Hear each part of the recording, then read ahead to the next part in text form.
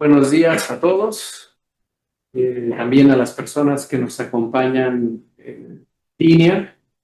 Vamos a dar inicio a los trabajos de nuestro segundo día de las quintas jornadas de persona y trascendencia. En esta ocasión tenemos el gusto de recibir al doctor Constantino Espósito, de quien me voy a permitir leer una breve semblanza.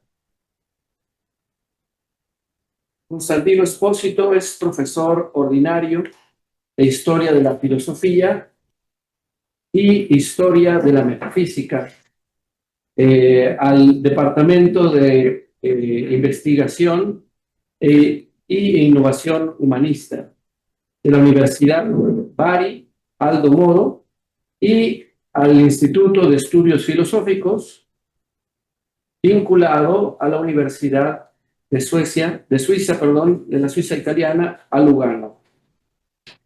Sus principales intereses de investigación son el pensamiento de Martin Heidegger, particularmente el nexo entre fenomenología y ontología, el problema de la historia, el nihilismo, la lectura de Kant, Schelling y Agustín, la filosofía de Immanuel Kant, particularmente la relación entre la crítica y la metafísica, la obra metafísica de Francisco Suárez como un pasaje de la herencia escolástica a la ontología de los modernos. Más recientemente se ha ocupado del tema del yo y del deseo en el pensamiento de San Agustín y de la filosofía de la época barroca. Ha traducido realizado la introducción de las disputaciones metafísicas de Francisco Suárez, también el lenguaje técnico de Martin Heidegger y de Kant las lecciones de filosofía de la religión y la crítica de la razón pura, con un texto alemán a que lo acompaña. El día de hoy nos expone la conferencia El nihilismo como oportunidad. Recibimos al doctor Constantino Espósito, por favor. Un aplauso.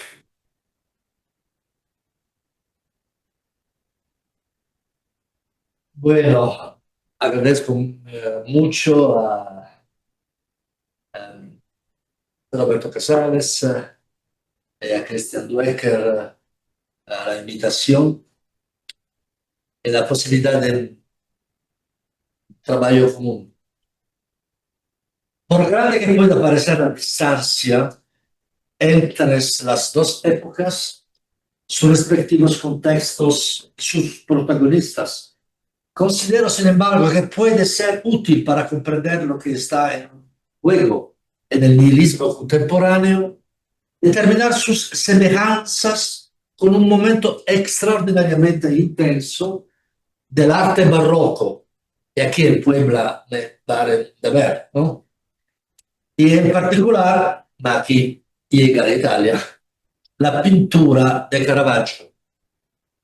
La idea de esta comparación, ciertamente arriesgada, debido a la evidente asimetría entre ambos fenómenos, no surge, sin embargo, de una estrategia hermenéutica general, sino de un punto en concreto: la precisa y singular consonancia entre el sentido de lo oscuro como lugar de la luz, genialmente intuido y magistralmente representado por Michele Caravaggio, y el posible sentido del nihilismo como una pérdida de claridad, un oscurecimiento del significado del mundo y del ser humano que en sí mismo encierra la oportunidad de comprender la necesidad de la naturaleza de la luz como luz del sentido. Lo que ha dado inicio a esta comparación fue la observación, por lo demás muy conocida por quienes se interesan en el arte barroco, realizada por Giovan Pietro Bellori en su Vita di Caravaggio, según la cual el pintor, en un cierto momento de su trayectoria figurativa, comienza a fortalecer los oscuros para resaltar el colorido de los cuerpos. Cito, sirviéndose ampliamente del negro, con el resultado de que el color aparecía totalmente impregnado de oscuros vigorosos. Fin de la citación. Esta anotación adquiere un significado aún más profundo si se tiene en cuenta el procedimiento técnico particular con el que Caravaggio realizaba sus pinturas. De hecho, la tela era preparada aplicando un color de fondo como capa primaria para el dibujo y la coloración, la imprimación, que Caravaggio obtenía especialmente mediante el uso de tierra quemada de tono marrón. Sobre esta base, él mismo introducía directamente las figuras, utilizando el mango del pincel, en la mayoría de los casos sin realizar el clásico dibujo preparatorio con carboncillo o sanguina. Un procedimiento técnico que también puede entenderse como la idea de hacer emerger las figuras directamente desde el lienzo, utilizando colores cada vez más claros a partir del fondo oscuro. La figura coloreada resalta así a través del efecto de contraste con el negro, debido al hecho de que la luz, a menudo representada como una haz que corta la oscuridad, ilumina los rostros, los cuerpos y los objetos que estaban en la penumbra o en la sombra y que finalmente emergen como presencias reales. Lo oscuro se fortalece, diría que se intensifica y casi se espesa en la medida en que se concibe a sí mismo como un mundo denso de ser, con un espesor casi ontológico.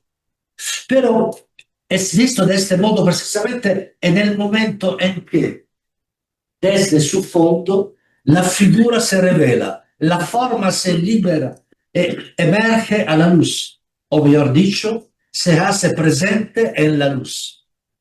Pero también vale lo contrario. Caravaggio pinta exactamente el instante en que se está desvelando la verdadera naturaleza de la oscuridad, su ser lleno de forma y de figura.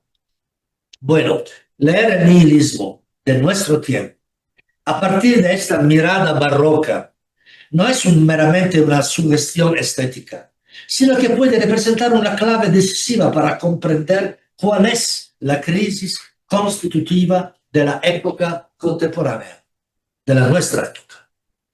Se trata de una crisis de la mirada de la razón y de la razón, que subyace a las múltiples y a menudo dramáticas formas de crisis de nuestro tiempo, tanto a nivel existencial como sociopolítico, y que al mismo tiempo es vehiculada por ellos.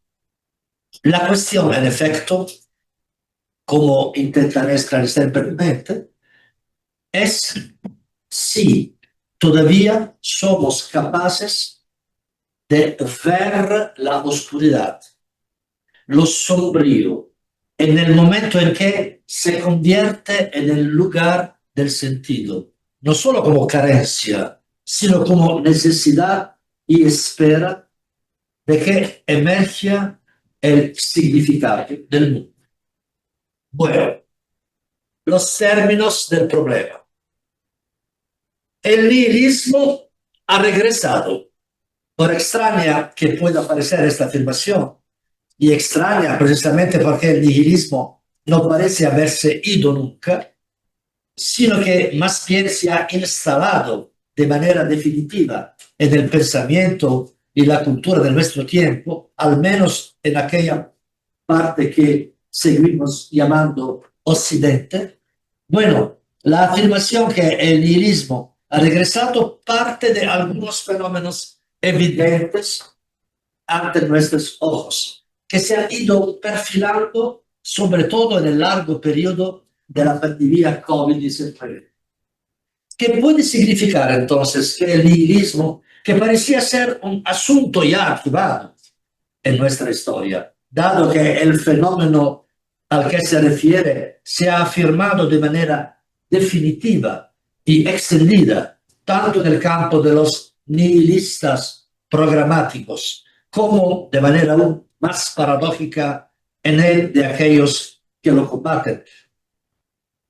¿Qué quiere decir? Que el nihilismo vuelva a convertirse en un problema, en una posibilidad no ya prejuzgada, quizás incluso abierta a desenlaces imprevisibles. Para comprender mejor esta nueva oportunidad interrogativa del nihilismo, podríamos considerar, entre otros, a dos autores que han intentado canonizar el sentido deconstructivo y al mismo tiempo la función reconstructiva que el nihilismo puede desempeñar en el pensamiento contemporáneo. El primer intérprete al que quiero referirme es Franco Volpi. Su exitoso libro de corte enciclopédico sobre la historia del fenómeno del nihilismo, publicado exactamente hace 25 años, después de recorrer de manera rápida pero intensa un arco de desarrollo teórico que va desde los nihilistas rusos a la Turgenev hasta los críticos italianos del nihilismo a final del siglo XX como Emanuele Severino, identifica en una densa página conclusiva el único significado posible del ocaso del sentido declarado, vehiculado y consagrado por el nihilismo. Léase. Escribe Franco Volpi: el nihilismo ha carcomido las verdades y debilitado las religiones, pero también ha disuelto los dogmatismos y hecho caer las ideologías, enseñándonos así a mantener aquella razonable prudencia del pensamiento, aquel paradigma de pensamiento oblicuo y prudente que nos vuelve capaces de navegar a ciegas entre los escollos del mar de la precariedad, en la travesía del devenir, en la transición de una cultura a la otra, en la negociación entre un grupo de intereses y otro. Después de la caída de la trascendencia y la entrada en el mundo moderno de la técnica y las masas, después de la corrupción del reino de la legitimidad y el tránsito al de la conversión, la única, aquí por favor, atención, la única conducta, escribe Volpi, la única conducta recomendable es operar con las convenciones sin creer demasiado en ellas. La única actitud no ingenua es la renuncia a una sobredeterminación ideológica y moral de nuestros comportamientos. La nuestra es una filosofía de Penélope que deshace incesantemente su tela porque no sabe si Ulises retornará. Fin de la citación. El resultado inevitable, pero también el único verdaderamente liberador del nihilismo, residiría, según Volpi,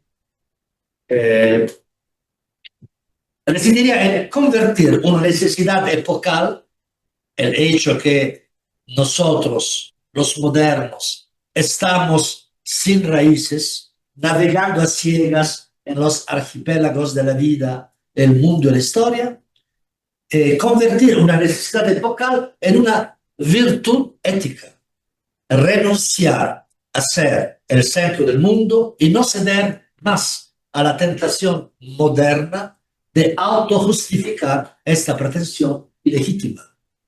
El pensamiento oblicuo y prudente, como lo llama Volpi, consiste en gestionar la complejidad del mundo y de la vida a través de las normas compartidas de una cultura y de un orden social, en la medida en que esto permite no estrellarse contra las imposibles y violentas exigencias de los ideales y los valores absolutos, aceptando y practicando las convenciones sin creer demasiados en ellas. Este saludable realismo del desencanto parecería constituir, en efecto, la regla de oro para habitar el mundo del nihilismo, acompañado por la crítica de los ídolos y por la sana iconoclasia que esto persigue, pero al mismo tiempo canalizando o urbanizando sus pretensiones titánicas en el nuevo, eficaz, controlado y calculado orden de las convenciones técnicas. Parecería precisamente el único desenlace feliz de los dramas ideológicos de la modernidad. La racionalidad ya no puede narrar mitos ni historias fundacionales, sino que debe ejercerse exclusivamente en el campo de la convención, donde ya no se trata de algo en lo que creer razonablemente, sino de algo que debe funcionar técnicamente. Pero aquí, por mí, hay un problema. Y el problema es, sin embargo, que los años que nos separan de esta conclusión de Volpi, 25 años, le han vuelto irremediablemente obsoleta, legítima, aguda, incluso pertinente, pero desfasada. Intentemos repetir hoy, como perspectiva de solución o de superación de la crisis nihilista del siglo XX, esta invitación a la prudencia post-ideológica del pensamiento. Sin duda, conserva intacta su valor heurístico y metodológico en lo que respecta a la sobriedad frente a las tentaciones totalizadoras y totalitarias del sentido, pero al mismo tiempo pone de manifiesto una especie de duplicación de la crisis. Las convenciones sin el compromiso del sentido no solo garantizan una gestión del mundo relativa, provisional, siempre en devenir, llena de cautela y provista de antídotos contra las absolutizaciones. Paradójicamente, también con el riesgo de absolutizar el interés relativo, el objetivo particular. ¿Qué garantiza que el sin creer demasiado en ello sea el camino de la moderación y el equilibrio y no se convierta en la pretensión de utilizar un procedimiento convencional como herramienta para imponer aquello que en cada caso queda fuera de la convención? El segundo intérprete al que quiero referirme es un filósofo de la biología italiano, Telmo Chiavani, quien en un conte philosophique dedicado al concepto y a la condición de la finitud de los seres humanos, retoma, aunque de manera indirecta y no temática, el problema del legado positivo del nihilismo del siglo XX. Aunque, como veremos, se trata de por mí, una positividad muy problemática y discutible. En un diálogo imaginario entre el biólogo Jacques Monod y el escritor Albert Camus, el autor escenifica la fractura dramática que se produce en la existencia humana en el momento en que la expectativa de un sentido último sobre nuestro lugar y propósito en el universo es desmentida de manera implacable, aunque objetiva, por el descubrimiento de que somos, como todos los seres naturales, una compleja unión de átomos agregados al azar, destinados a una disgregación igualmente fortuita en la nada. En el fondo, es el fracaso al que nos condena el conocimiento de la materia, desde Lucrecio hasta la mecánica cuántica. Porque cuanto más nos muestra cómo son objetivamente las cosas, menos justifica la búsqueda de un sentido, de un destino significativo para nuestra propia vida. He aquí el fracaso. Yo cito Pievani. Nosotros queremos ser necesarios, inevitables, esculpidos desde siempre en el orden de las cosas, un engranaje perfecto en la armonía de las esferas. Todas las religiones, casi todas las filosofías, con pocas excepciones, incluso las existencialistas e incluso una parte de la ciencia, son testigos del esfuerzo incansable y heroico de la humanidad por negar su propia contingencia y finitud. Aquí exactamente reside, para Pievani, la gran ruptura, la traición, incluso el sacrilegio de la ciencia contemporánea. Fin de la citación. La ciencia es sacrilega porque rompe la antigua alianza animista, según la cual el universo estaría habitado por un sentido, animismo, ¿no? Por una explicación ulterior, dentro de la cual nuestra existencia individual adquiriría valor ontológico.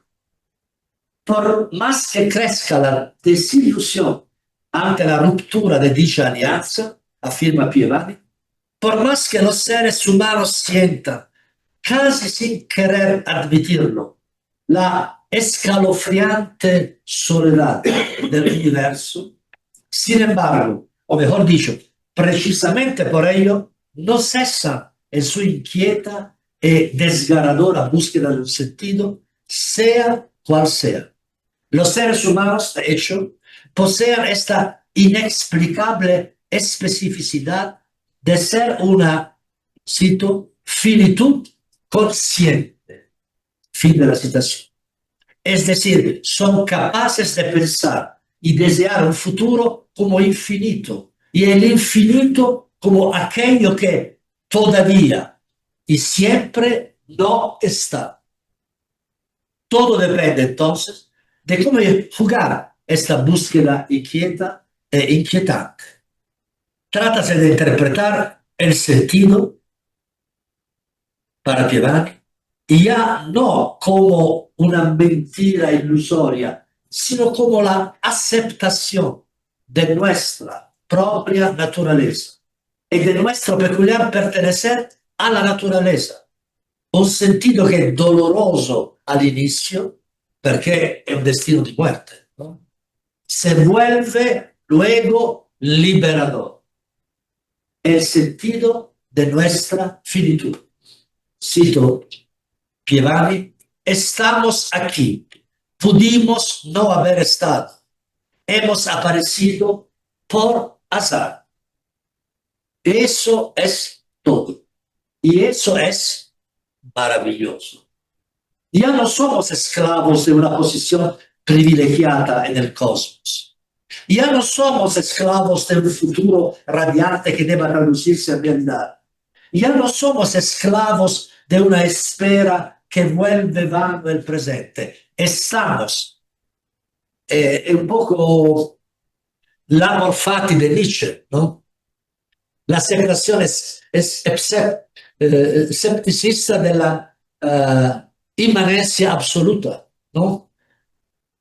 È muy conmovedora la prosa, ¿no? ma è totalmente nihilista el conteúdo. Estamos rodeados por dos océanos de inexistencia, pero al decirlo existimos. No hay nada de desesperante para Pievani. Por tanto, en el despliegue de la finitud de todas las cosas, porque no hay vida que, al menos por un instante, no haya sido inmortal. Fin de la citación.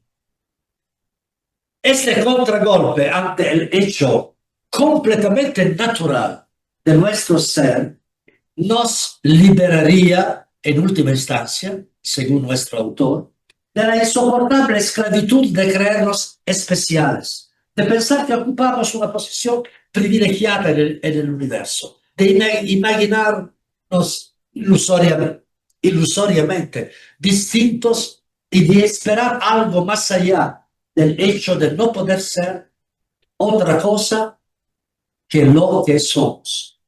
Es decir, un caso maravilloso, conmovedor, desesperado. Pero aquí está mi crítica a Pievani. Para no interrumpir este contragolpe, para seguirlo hasta donde nos lleve, debemos prestar atención a la naturaleza de este caso azaroso que somos. A esta naturaleza pertenece, a nuestra naturaleza pertenece, no como un añadido o una elaboración extrínseca, sino como una dimensión constitutiva, el hecho de que nosotros mismos nos damos cuenta de ello. Percibir lo que somos forma parte de lo que somos. Pero a mis ojos, esto significa que lo que somos implica en sí mismo la pregunta sobre por qué estamos aquí. La pregunta, insisto, no la explicación cultural, más o menos ilusoria del asunto, forma parte de nuestro existir el hecho de que hacemos experiencia de ello interrogándonos por su sentido. En la capacidad de advertir un sentido escondido en las cosas y en la libre decisión de seguir esa huella y darle la posibilidad de revelarse, reside lo irreductible del ser humano. Un núcleo que parece resistir cualquier reduccionismo, que no se deja disolver ni en análisis o autoanálisis, ni en proyectos sociales, ni en deberes morales. Podemos seguir repitiendo que nuestra condición es la de una finitud consciente que es llamada a tomar posición sobre sí misma y sobre el mundo entero, proyectándose ilusoriamente hacia adelante mediante narraciones que intentan suplir una carencia insuperable. O bien, la primera es Franco Volpi, o bien Telmo Pievani, aceptándose en la gloria irrepetible de un instante que emerge desde la nada y hacia la nada. Pero en ambos casos, si lo miramos bien, ya estamos dando por sentado el carácter consciente de nuestra finitud, o mejor dicho, el hecho de que nuestra conciencia constituye el modo específico de nuestro ser finito en el universo. Así pues, verificando la primera definición ofrecida por Nietzsche, para citar la célebre definición nietzscheana del nihilismo. Nihilismo, el célebre fragmento póstumo. Nihilismo, falta la finalidad. falta la respuesta al ¿para qué? ¿Qué significa nihilismo? Que los valores supremos se desvalorizan. Fin de la citación. Verificando esta primera definición ofrecida por Nietzsche, al final del siglo XIX, el nihilismo regresa en nuestro tiempo precisamente como el problema del sentido, o mejor dicho, de la posible revelación de la existencia de un sentido último de uno mismo y del mundo. Sea cual sea la naturaleza de esta existencia, perceptiva, narrativa, ontológica, el factor decisivo radica en ello mismo de la pregunta sobre el sentido. Una pregunta irreductible, sin la cual no solo no podríamos concebir la realidad del sentido, sino tampoco su ausencia. Entonces, podemos darnos cuenta de que el sentido sí existe y no podemos excluirlo, precisamente debido a esta pregunta irreductible que nos acompaña, aún sin quererlo. Entonces, está en la propia naturaleza, en las cosas, en nuestro propio ser. Esa pregunta por el sentido que surge en los pliegues de la existencia es hermosa, pero también incómoda, porque no logramos deshacernos de ella fácilmente. Esa pregunta es parte de nosotros. Nosotros somos esa pregunta. Aquí la sugerencia heideggeriana, ¿eh? Nosotros somos esa pregunta.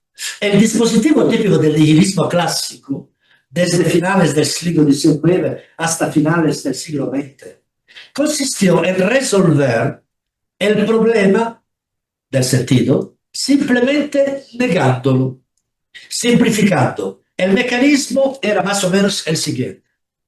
Todos necesitamos un sentido para vivir. Claro, eso es evidente. Y no un sentido parcial, que no resistiría al vacío, sino un porqué último, el significado por el cual cada uno de nosotros está en el mundo.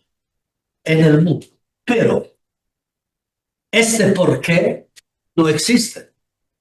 Es una ilusión, una invención. Por lo tanto, conformémonos con esta dulce ilusión o con este amargo engaño para no morir de insensatez. Pero aceptemos que la pregunta por algo más es vana, inútil, engañosa. Si no hay respuesta, la pregunta es imposible. Y el nombre de ese engaño es cultura, cuyo cometido ya no es llevarnos a descubrir el sentido de las cosas y en las cosas, sino construirlo cada vez según nuestra propia imagen. Sin embargo, el movimiento inesperado de la experiencia revierte el veredicto que se creía inapelable. Si la pregunta persiste, es como una invitación, un llamado a descubrir qué es lo que la atrae, lo que la provoca, lo que la excita, según el término más adecuado, excitar, sugerido por Agustín de Hipona, que en el primer libro de las confesiones escribe: tú excitas, por favor, Señor, me excita. Ut laudare te delectet, quia fecisti nos ad te, et inquietum est cor nostrum donec requiescat in te.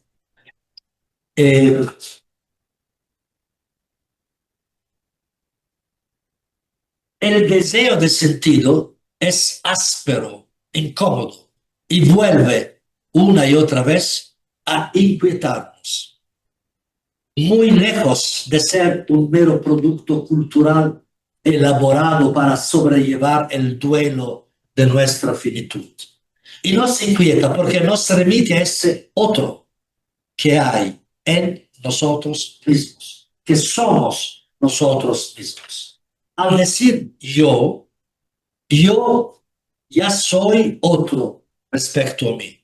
Y puedo ciertamente construir narraciones culturales que cubran el vacío siempre inminente del sentido, inventando una razón adicional más allá de la ciega necesidad de la naturaleza. Pero la conexión con lo otro, conciencia, carencia, deseo, es una suerte de sensorio constitutivo en nuestra percepción de nosotros mismos y del universo.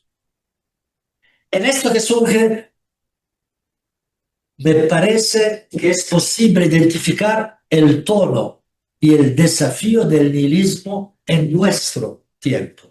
Y es precisamente en su configuración contemporánea, donde el nihilismo no se presenta solo como una doctrina filosófica o una ideología social, sino sobre todo como una posibilidad, esta es mi tesis, una posibilidad permanente de la existencia humana.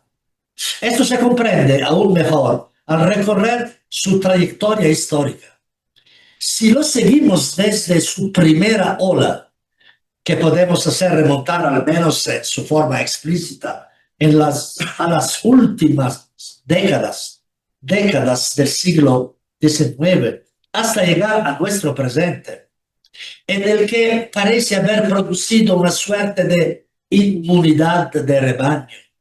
El nihilismo ha mostrado progresivamente una extraña ambigüedad, como mencionaba antes. Se presenta simultáneamente como crisis y como solución de la crisis, como revolución y como nuevo orden, como el grito que arde por un sentido radical de la vida y como un silencioso conformismo sociocultural.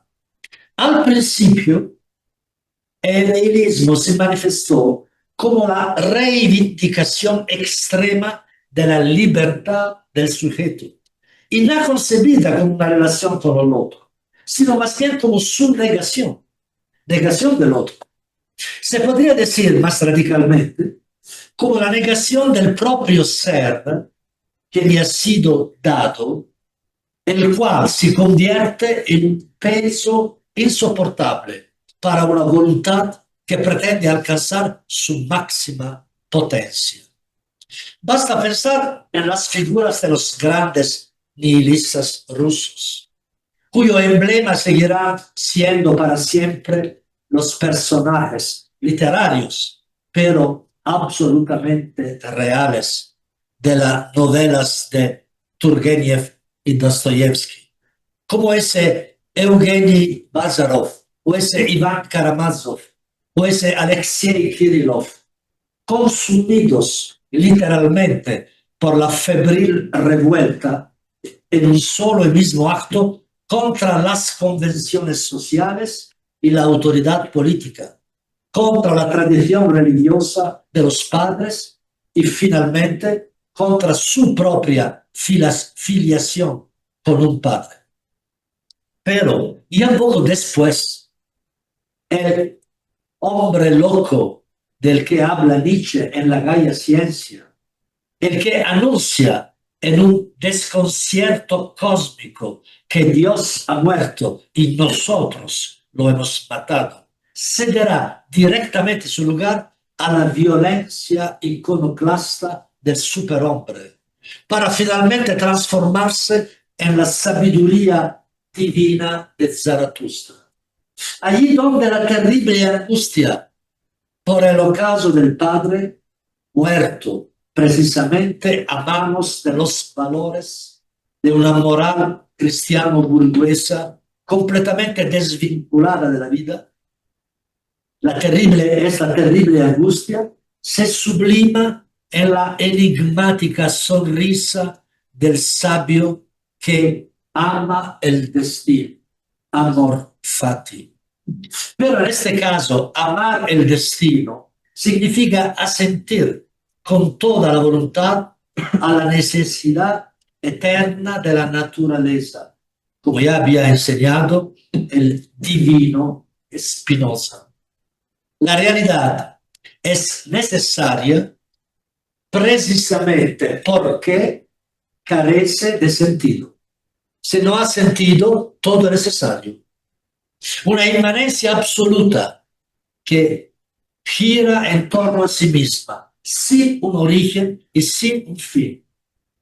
Sin embargo, se necesitaba todo un siglo, hasta las últimas décadas del 20, para que esta ambigüedad entre crisis y solución de la crisis se revelará en toda su magnitud. La devaluación de los valores tradicionales había sido puesta a prueba de manera aún más radical por el colapso de las ideologías políticas que todavía sobrevivían en el periodo de posguerra, por el repliegue de la revolución libertaria del 68 en un orden burgués, por la creciente imbricación entre una cultura del rendimiento individualista, una globalización económica cada vez más determinante y una tecnocracia de la comunicación a nivel planetario, operando ya no desde remotas salas de mando, sino de manera capilar dentro de nuestros smartphones y aplicaciones con las que impactamos la vida cotidiana. El programa nietzscheano del nihilismo activo se estaba cumpliendo. Todos somos libres de no buscar un sentido más grande que nuestras reacciones mentales y emocionales. Pero al mismo tiempo, todos estamos radicalmente condicionados por quienes gestionan los gustos, los flujos, las tendencias dominantes y que en definitiva nos dicen qué hacer y cómo hacerlo para ser nosotros mismos. Así, la liberación del yo, perseguida como el proyecto de una continua autopoiesis, corre el riesgo de convertirse en un intento de liberarnos de nuestro yo. La condición más extendida y normalizada del nihilismo pasivo, para utilizar ainda la locución nietzscheana. De este modo, se confirma una vez más uno de los mecanismos típicos de todo nihilismo: plantear un problema, es decir, desestabilizar un sistema o un pensamiento codificado y resolver la crisis simplemente negando o declarando inútil el problema mismo. Sin embargo, justo en el momento en que el nihilismo parecía haber triunfado en todas partes, no como doctrina ni como programa ideológico, sino como la postura normal de quien sospecha que es imposible encontrar un sentido último para el hecho de estar en el mundo. Una sospecha compartida, como el humo de segunda mano que inhalamos sin darnos cuenta, incluso si no fumamos. Justo en el momento en que los ídolos a derribar han dejado nuestro deseo de sentido, justo en el momento en lo que los ídolos a derribar han dejado, nuestro deseo de sentido más desnudo, más indefenso y más vulnerable que nunca.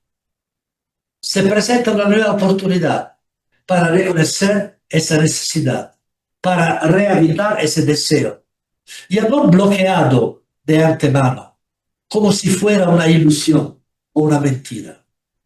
Y así, de repente, el nihilismo aparece despojado de su carga subversiva y de su radicalidad existencial, transformado de crisis en solución de la crisis, ya no es realmente capaz de captar y de expresar esa pregunta, ni esa espera de un significado verdadero para sí mismo, ni de responder a esa exigencia de libertad que renace precisamente en la crisis. En definitiva, la crisis es más profunda y más radical de lo que el mismo nihilismo había denunciado. Y cuando se la reconoce, ya se ha dado un paso, un pequeño pero decisivo paso más allá del nihilismo. El tiempo está corriendo e io sono obbligato a omitir il prossimo paragrafo, bastante longo, dedicato a dos verificaciones emblemáticas como testimonio de esa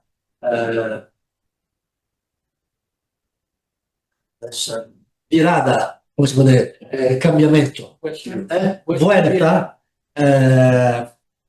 del nihilismo con la más radical oportunidad de cuestionar el sentido, la búsqueda del sentido o el sentido en relación a una búsqueda del sentido que va a renacer allá del nihilismo, no obstante el nihilismo. Las dos verificaciones son el deseo de la felicidad y la urgencia de la verdad. Son dos puntos estratégicos de nuestra experiencia en la que se puede ver redespertarse, ¿no? Constitutivamente, no ideológicamente o éticamente o doctrinalmente, ma existencialmente la irreductible apertura al sentido, ¿no? Noi non somos felices, ma queremos ser felices. ¿Por qué? No conocemos la felicidad, ma queremos ser felices, ¿no? Volemos saber siempre si una cosa è lo che è verdad. No podemos nunca parar nosotros a la ilusión que podría ser vera o podría ser falsa. Ma io prefiero concluir, perché è una conclusione poblana. He comenzado citando Caravaggio la analogía entre los oscuros plenos de Caravaggio como lugar de la luz, ¿no? Con el nihilismo, el desafío a voltar a saber mirar la nada, el oscuro, para poter interceptar come l'oscuro è lleno di ser, che sta esperando la nostra pregunta para hablarnos, para mostrarnos, ¿no? E il finale invece è una lectura del nihilismo con los ojos en honor de algunos jóvenes estudiantes apasionados de filosofía y literatura, del novelista americano Cormac McCarthy.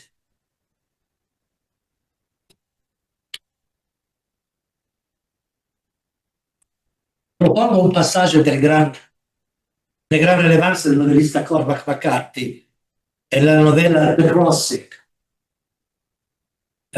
1994.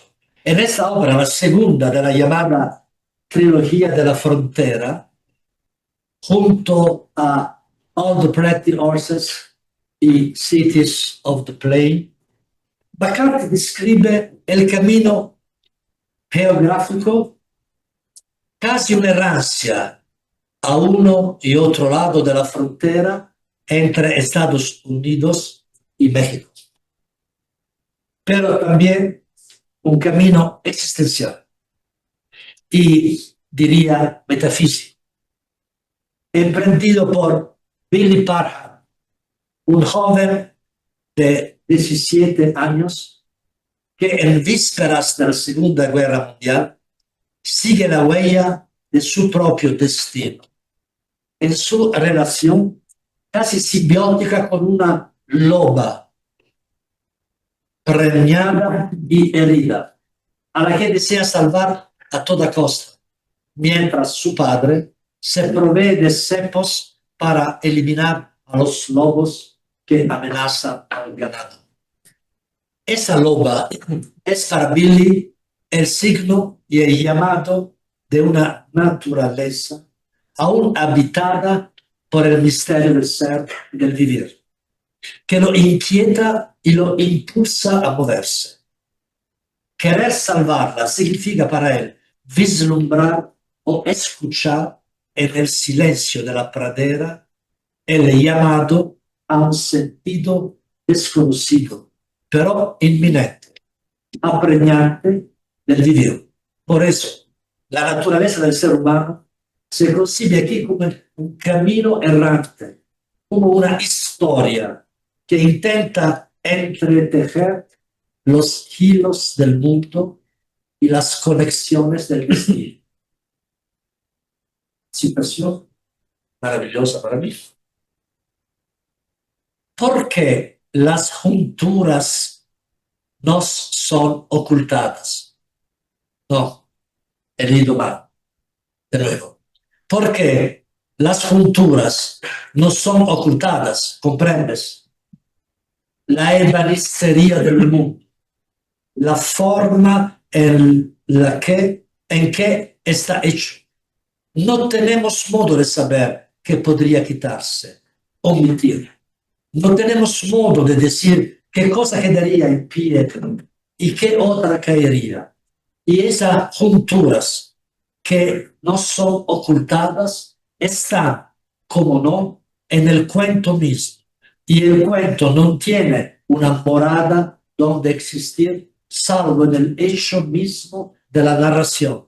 Y ahí vive y tiene su casa. Y es por eso que nunca terminamos de contar. El contar no tiene fin. El contar es la búsqueda del sentido. Fin de la citación.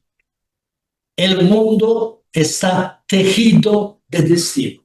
Un destino, la mayoría de las veces, enigmático, que no se deja ver, pero que debe ser buscado, interceptado, descifrado a través del relato. Y el relato es la forma en que se descubre que el mundo puede tener sentido, puede ser, o mejor dicho, puede convertirse en una historia. Todo está en tejer la trama de esta historia, en reconocer el destino. No se trata de un capricho literario, claro, ni de un juego de interpretación. Este relato es la necesidad más radical del ser humano, la de atravesar el enigma, de buscar, casi acechar su posible revelación. El nihilismo, podríamos decir, es la pérdida del hilo del sentido, pero al mismo tiempo es la manifestación del deseo de reconocer los trazos de la historia. Pues, citación de McCarthy, pues también este mundo que a nosotros nos parece hecho de piedra y flores y sangre, no es en absoluto una cosa, sino una historia. Fin de la citación. Y no porque podamos contárnosla a nuestro antojo, sino porque el mundo está hecho precisamente de su significado. Y nosotros estamos en el mundo para contarlo. Y cuanto más nos parezca enigmático o desconocido, tanto más, sin que nunca termine, sentimos la necesidad de buscar.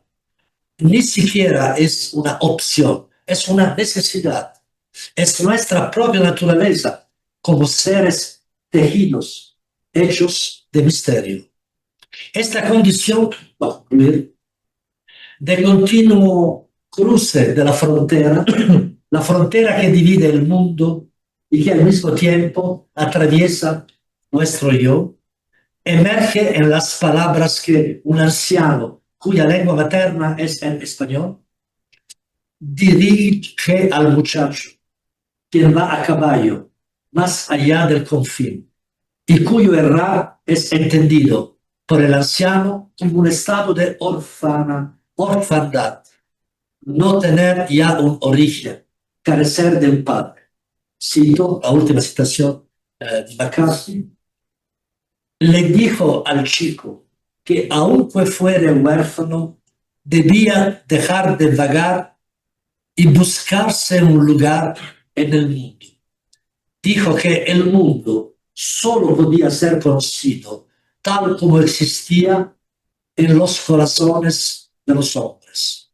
Pues, aunque parecía un lugar que contenía seres humanos, era el mundo, en realidad, un lugar contenido dentro de ellos. Y por tanto, para conocerlo, uno debía mirar esos corazones y tratar de conocerlos, para lo cual era necesario vivir con los hombres y no limitarse a pasar entre ellos. Dijo que si bien el huérfano podía sentirse ajeno al resto de los hombres, debía apartar de sí ese sentimiento, pues tenía en su interior una amplitud de espíritu que los hombres podían percibir y por ello desear conocer, y que el mundo podía necesitarlo tanto como él necesitaba el mundo, pues ambos eran una cosa sola. Fin de la citación. Ante estas palabras, el muchacho de la historia de McCarthy solo responde que en realidad no es un huérfano y sigue cabalgando hacia la frontera. Pero inmediatamente antes, el anciano ya había concluido su discurso advirtiéndole que, aunque lo que estaba recomendado era a sí mismo algo bueno, como todas las cosas buenas, también constituía un peligro. El peligro, el riesgo, estaba en la línea de frontera entre ser y sentirse huérfano, y ser y descubrirse hijo. El muchacho sigue su viaje cruzando la frontera, porque probablemente experimenta la soledad, la pérdida de la filiación, pero al mismo tiempo ese ir en busca de sí mismo es precisamente la señal de que su orfandad esconde en realidad el deseo de volver a casa.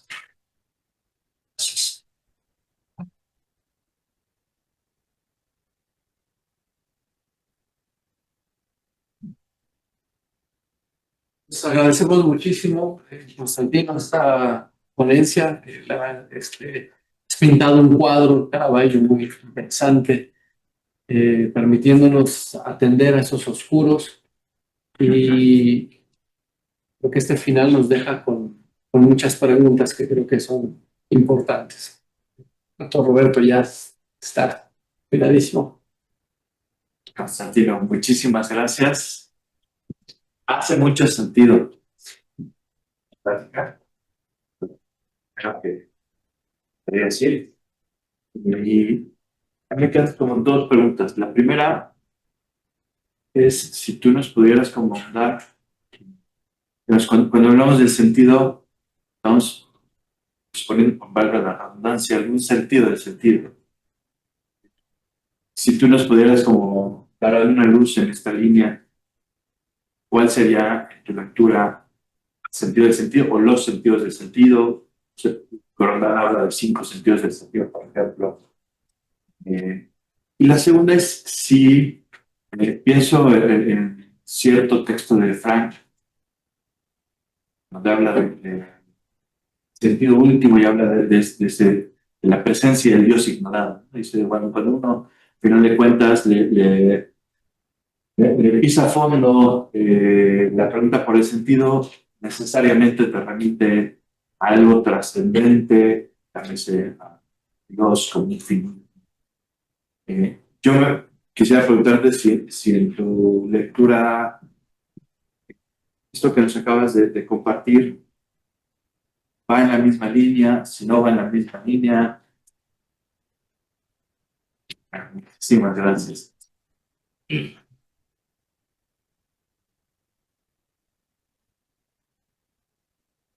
Bueno, fantastico el sentido del sentido. La mia riflessione sopra non è una risposta, è una riflessione sopra la tua riflessione, che el sentido a la naturaleza de la trascendencia. La trascendencia, antes de todos, existencial, ¿no? Todas las cosas, ma a partir de la cosa que somos nosotros, no somos solo lo que somos, ma somos apertura, somos búsqueda de, somos relacionamiento. Y no depende si tenemos fe o somos ateos. No, es antes. No. Se puede tener fe o ser ateos en virtud de esa apertura. No. Y paradójicamente, yo puedo decidir de ser ideológicamente ateo porque soy esa apertura, ¿no? La manejo en una determinada manera, ¿no? El sentido es la trascendencia. El movimiento de esa trascendencia es el preguntar, ¿no? No es, el sentido no es una explicación doctrinal o una ilusión di un mondo más allá o sobre un mondo reale. No, no, no. È il movimento basico del sentito. E perché? ¿Qué quiere decir? ¿Qué me está preguntando? ¿No?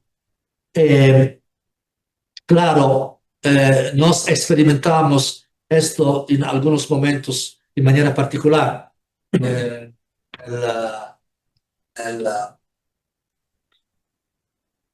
Nella felicità, nel dolore, nella morte, nel nacer de un hijo, ma esa è non la semantica, ma la sintassi della nostra esistenza. Può che sia la semantica, no? Ma la sintassi è il preguntare. Allora, il senso è una trascendenza.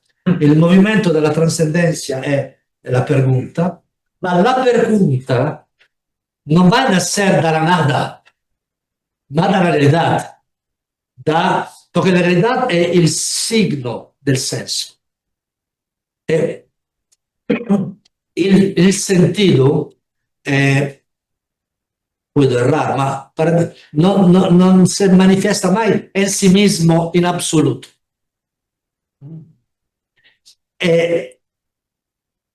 Mesmo el más grande caso de manifestación del sentido, la revelación de Cristo, ¿no?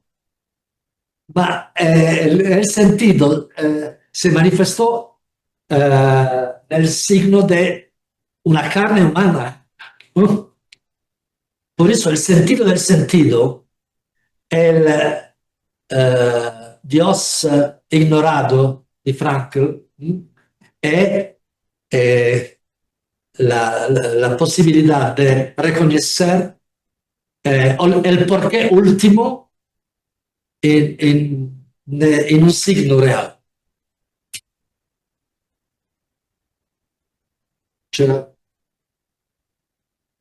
Bueno, muchas gracias, muy interesante, sumamente interesante.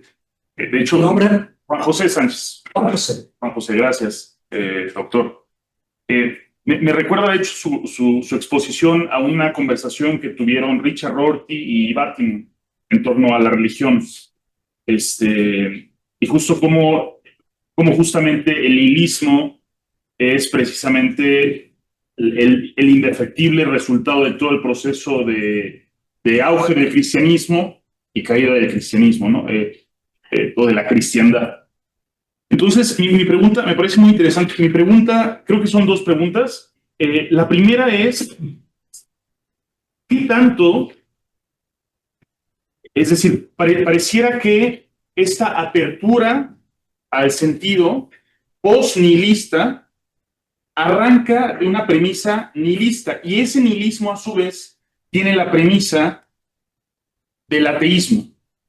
O sea, ¿en qué medida justamente el desembocar en el nihilismo, no tanto en términos de una descripción factual de nuestra situación cultural, sino más bien en términos casi normativos de que el nihilismo es lo que debe imperar, qué tanto está basado o fincado en la premisa del ateísmo metafísico casi, ¿no? Y lo planteo porque justo para justificar este nihilismo se hace referencia a frases como no somos especiales, hay una falta de finalidad, los valores supremos que se desvalorizan, etc. Entonces, creo que la primera pregunta sería, ¿qué tanto de verdad tenemos que presuponer el ateísmo para dar cuenta del nihilismo, no cultural, de facto, sino más bien normativo? Primera pregunta. Y la segunda pregunta tiene que ver con, justamente, yo recuerdo que Jean-Luc Marion en algún momento hace referencia a cómo el atestiguar del nihilismo de Nietzsche en realidad es un atestiguar o está recusando Nietzsche al dios kantiano. Ok. Perdón. Digo, ok. Sí. Es en realidad, está siendo testigo del nihilismo, que es el resultado de una reflexión sobre el dios kantiano de la moral. Y entonces Jean-Luc Marion dice, bueno, pues sí, si ese es el dios que está negando Nietzsche, pues yo también lo niego, ¿no es cierto? Entonces, la pregunta es, bueno, si ese es el caso, si en el fondo estamos negando solamente el dios de la moral kantiana, por ejemplo, ¿cómo podemos dotar al mundo de una dignidad que sea intrínseca, bueno, al ser humano, de una dignidad que sea intrínseca y no de un sentido, por ejemplo, que queramos imponer arbitrariamente en un mundo que de suyo es absurdo? ¿Me explico? Sí. Yo estoy pensando en los hermanos Karamazov, ¿no? Si Dios no existe, pues todo es permitido. Entonces, no sé si pudiera a lo mejor ahondar un poquito en estas dos cuestionamientos. Gracias. Grandes preguntas.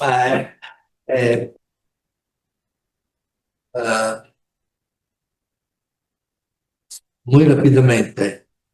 A la primera cuestión, yo no creo que el ateísmo va a cubrir toda la semántica del nihilismo. Claro, el acto de nacimiento del nihilismo es la muerte de Dios. Atención, porque la más importante muerte no es la muerte de Dios, porque la muerte de Dios es acompañada de la muerte del yo, porque sin Dios no hay más yo. Porque uno podría decir, ok, Dios ha muerto, amén, ¿no? Seguimos a vivir. No, el problema, en el mismo Nietzsche, no es el mio comentario, que cuando va a morir Dios no hay más horizonte. No tener horizonte significa que no puedo decir yo estoy aquí. ¿Aquí dónde? ¿En referencia a qué? No hay más referencia. È un vacío dall'interior del yo, ¿no? Claro, ma esattamente la storia del nihilismo, hasta el nihilismo contemporaneo, como tú oportunamente subrayado, testimonia que el nihilismo puede ser no necesariamente ateísmo, ma puede ser la radicalidad desarmada de la pregunta del sentido. En este sentido, sono totalmente d'accordo che el nihilismo storico ha base in un nihilismo metafisico, aunque no se llamaba nihilismo. Un caso para mí estremamente interessante di percezione del nihilismo è Santo Agustín, que conoceva el nihilismo más que muchos de nosotros, ¿no? Cuando Agustín era ya obispo, era ya totalmente cristiano, non solo convertito, ma cristiano, ministro della Iglesia Cattolica, no? Hablando, confessando al suo partner, la grande partnership dell'io è il tu, Domine, tu, Señor, va a confesar. Desde el preciso momento en que yo he nacido, è comenzada la corsa, il corso, il trayecto, Sí, el curso, el trayecto. il corso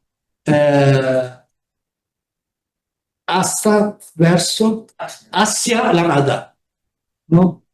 È la natura. El nacer va a coincidir con l'inicio del recorrido hacia la nada. E Agostino dice, ma in cada momento del tiempo, perché il tempo è passare, andare via, embora, via, ma in cada momento del tempo che non ha consistenza, no? Come in un recorrido latitudinal, in cada momento hai un contromovimento longitudinal, perché è una relazione del Signore con questo momento presente che va a strappare, come si dice strappare? Traer è il momento di tempo che va a passare dalla nada, affermar. Entonces, el nihilismo no è una invenzione nietzschiana. No.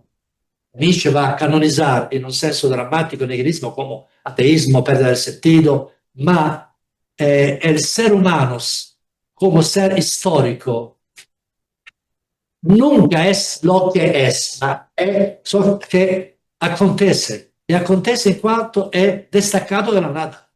Quindi, sin la relación con la nada, no se puede concebir la presencia misma del ser. Última cosa muy, muy rápida. El sentido, para mí, nunca puede ser arbitrario. Perché il sentido arbitrario non è sentito, ma è una explicación o una doctrina sobre, ¿no? Una teoría, una elaboración a veces muy interesante y útil, ma el sentido o está en las cosas o no es sentido. E todo el relato de lo que parla McCarthy, ¿no? La historia, la narración. La vida è il tentativo continuo, permanente, di interceptar el hilo del senso attraverso la interpretación de la realidad como signo del sentido. Mucho más, pero no podemos. Gracias. Después. Una pregunta, doctor Francés. A ver si lo que entiendo es que antes del discurso encontramos una tensión donde la vida se pone en sí misma en cuestión. Recuerdo el capítulo cuarto, el libro cuarto de la Confesión, más aludido. Cuando Agustín pierde a su mejor amigo Claro, y dice, bueno, este es como otro la show, muerte del amigo. la muerte del amigo. Pero dice algo que me parece que habría que tomar muy en consideración y analizarlo lo más a fondo que se pueda. Dice, factas eran mihi magna quaestia, ¿no? Y en verdad la vida misma se vuelve la narrativa que intenta dar respuesta a esa pregunta en la que él se argumenta, ¿no? Porque no dice, me voy a empezar a hacer preguntas. Dice, de hecho, me volví a mí mismo una pregunta. Y ese volverse a sí mismo esa pregunta, esa tensión, esa idea de estamos frente a algo que no podemos saber, pero que pone el saber, digamos, como lo saca a flote, digamos. Esa imposibilidad de dar respuesta a esos porqués, a esa búsqueda de sentido, parecería, si bien entiendo, es la cuestión que dices, de lo que se trata es de preguntas, de lo que se trata es de plantear algo. Y estas preguntas son las que salen justamente ante el sinsentido de acontecimientos que no es posible controlar. Si me estoy extendiendo, me recuerdo a Leopardo cuando se empieza a preguntar por qué mueren, por qué arrancan de las manos a la amada, de la amada a la amada, de los hijos a los padres, de los padres a los hijos. Nos quedamos mutilados frente a esa falta porque sabremos que jamás los encontraremos en los lugares comunes. Entonces, esas preguntas parecerían justamente decir ese sentido que buscas en el mismo. Me da la impresión, la atención ante sentidos que no hay sentido, pero que de alguna manera abren justamente nuestra relación con la vida a una profundidad distinta, a una relación distinta, etc., a la que no necesariamente tenemos que enviarle una narración. ¿Sí? ¿Se entiende por ahí? Agradezco mucho esas preguntas. Claro, questo mi factus sum. Io so, Me volvió una pregunta. sì, por mí mismo Exacto. un problema va a seguir oneri mi sum. E sono diventato, come si dice, me he vuelto a ser un peso para mí mismo, una gravedad, ¿no?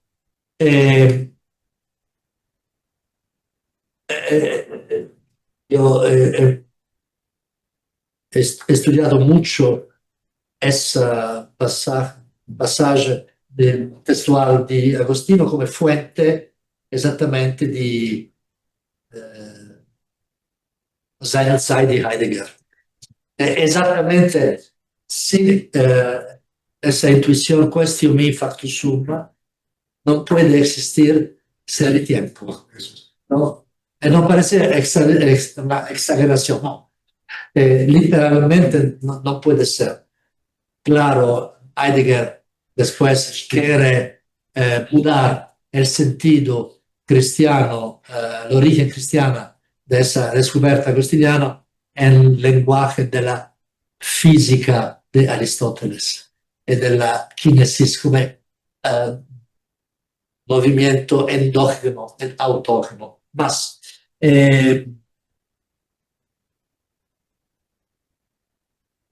Pregunta y respuesta. Yo creo que la filosofía puede, debe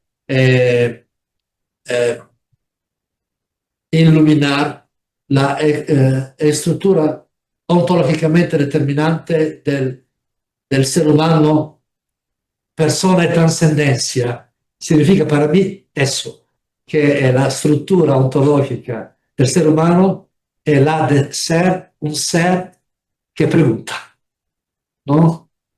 Yo no creo que la filosofía puede establecer a priori la respuesta. Ma puede hacer, cuando tenta hacer eso, la filosofía vuelve a ser ideología. Ma la filosofía puede ayudar, ¿no? En ese dramático movimiento de la existencia, exactamente porque va a redespertar la estructura del pregunta, ma hay más. ¿Por qué? La relación con l'enigmatico, Roberto, origen, ¿no?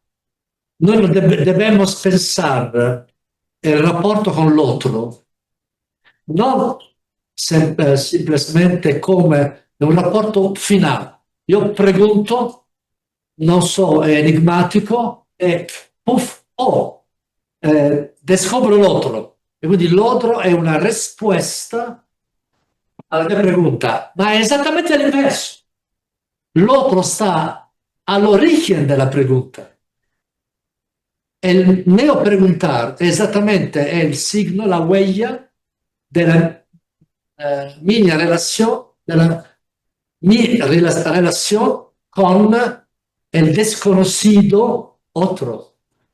Eso quiere decir, no somos tejidos di misterio, di destino. Non è una frase letteraria o puramente emozionale. No. Fenomenológicamente para mí precisa. No somos misterio porque preguntamos. Porque yo repito, no somos solo lo que somos, no somos posibilidad de ser. ¿No? El otro es ya el descubrimiento, la descoperta de Descartes, de la tercera meditación metafísica, de lo que parla Levinas, de lo que parla colega y amigo, dell'infinito che sta antes dell'infinito. No? L'altro sta all'origen del mismo yo como ser que pregunta. Gracias. Bueno.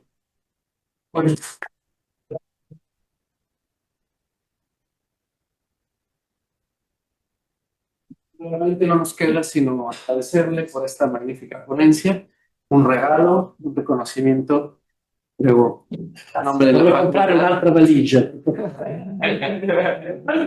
Gracias.